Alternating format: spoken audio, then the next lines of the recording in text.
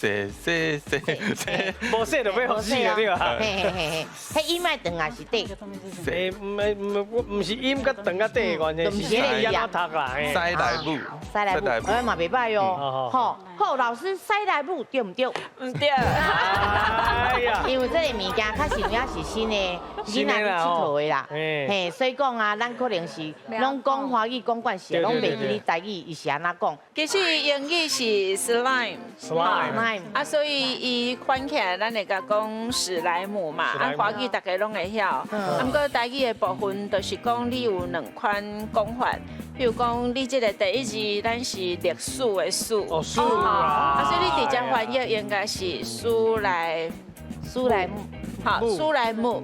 啊，啊是讲迄个结果甲迄个念做是咱阿的安尼哦，不过阿的就无迄个 M 的音安尼吼，所以苏莱姆这是第一个会使照字面来翻啦吼，啊有一点仔日语的迄款开口。